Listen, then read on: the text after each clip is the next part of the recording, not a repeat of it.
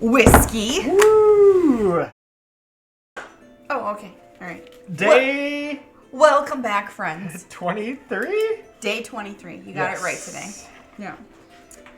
Today, Montgomery has decided he is going to claw on the chair behind us. Little turd. Behind you in YouTube land. I'm gonna go get him. This one is a blended malt Scotch whiskey, an undisclosed distillery. Location is Isla. So the little bitty islands right here that are orange. Isla, as we've learned previously, has a characteristic style of using peat as a flavor profile in their whiskeys. I have a sneaking suspicion that this one will be peated. This looks darker. Ooh, it's got a wonderful smell to it. It still smells sweet. Yeah. Why do you say it still smells sweet? It smells like it's peated. That doesn't mean that it's sweet or not sweet. Well, I mean, it smells like maple syrup to me, kind of. So this one is classified as a special release. It's 12 years, a minimum of 12 years, and they had 225 hogsheads that were 250 liters apiece. Got a hoghead right here. No. He's a hoghead. He is not. He's a little slinky. hoghead. He's just a slinky. Just a little hoghead. So you get sweetness on the nose. Well, beyond the peat, yeah. Yeah. I get like a richness, almost like smoked meats. Should we try it? Yeah.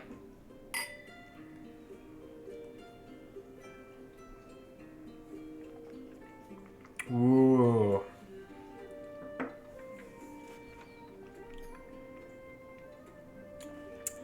This one definitely hits the side of my tongue, but it is very pleasant. This is very pleasant. It's a very pleasant taste. I get almost like an oiliness on this one. It weighs a little heavy on my palate. What are these words? That's a special release. Oh, okay. That's what I already said. This is really good. This one is quite good. So I get a little, richness, a little bit of that like smoked meat taste in my mouth, where there's this almost a little bit of like charcoal and salt and fat, like all mixed together to make this delicious flavor. Okay, wait. When you say charcoal and fat, I'm thinking bacon. Yep. And like, I want to say like a chocolate something or other. I'm thinking just smoked bacon. I also get a little bit of like cocoa and like leather on this. But gosh, I would like to go here, but it's pleasant. an undisclosed location. Yeah, but it's Isla. There's only 9 distilleries on Isla. Okay.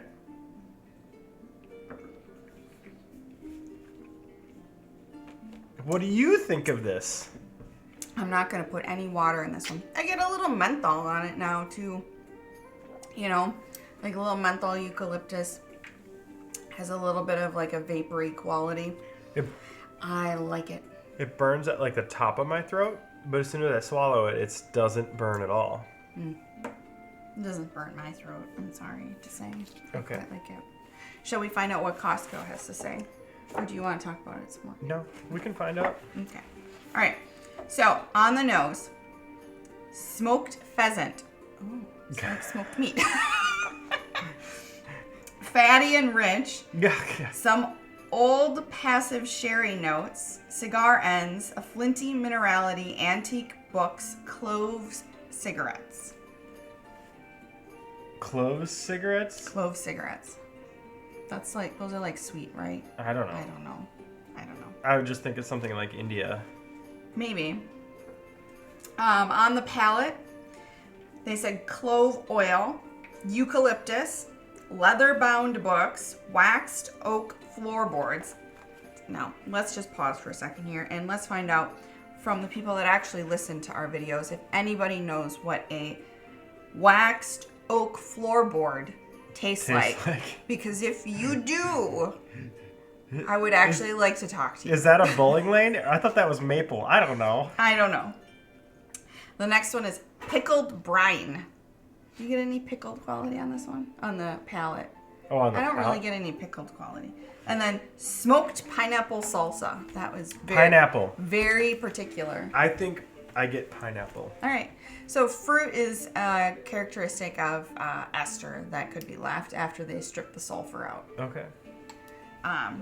The finish, menthol rolling tobacco, dry peated hearth.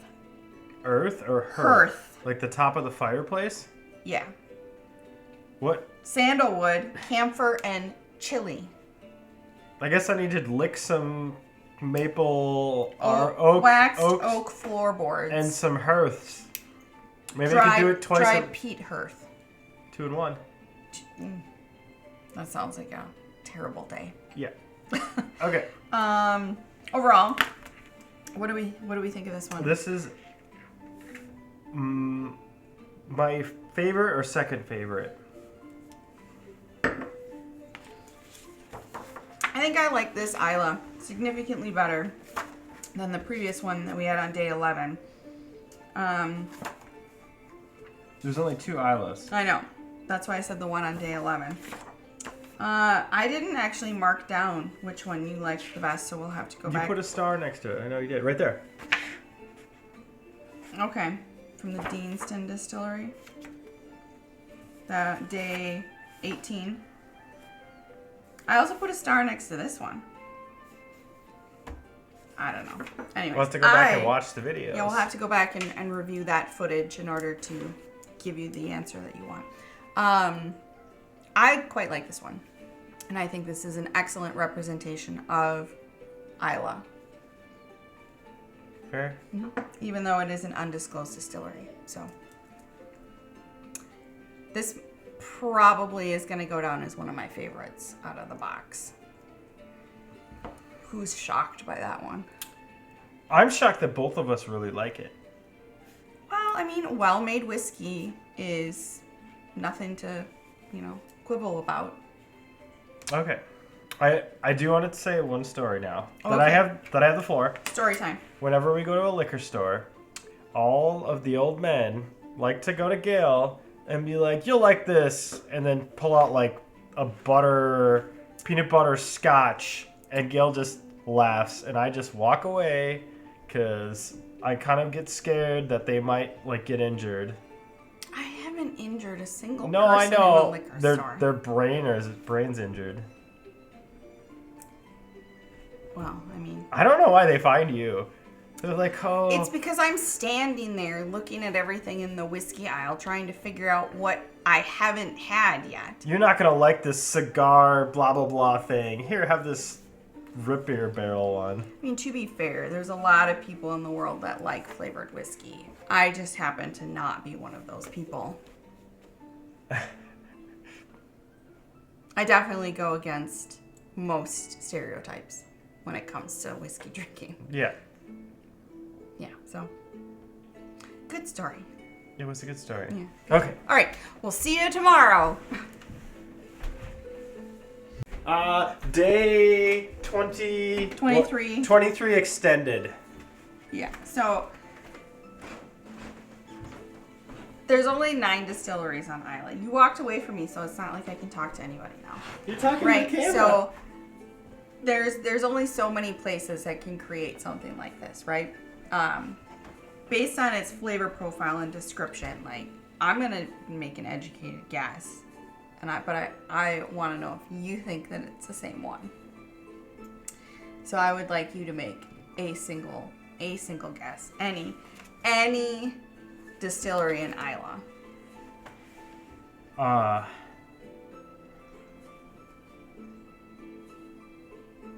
You think it's that one? Is it that one? It isn't. I don't think it's that one. Okay. I think it's the other one. the other L one. Lagavulin? I think this is a You Lagavulin. think this is a Lagavulin? I think it is, yeah. They don't typically do blended single malts or blended malts, but it's either that or it's a Brook-Laddie. What year was the Lagavulin that we really liked? Like it was a 16 year or something? My favorite is the 16, yeah. But the very first release that they did of the 11 year, the specialty one. Yeah.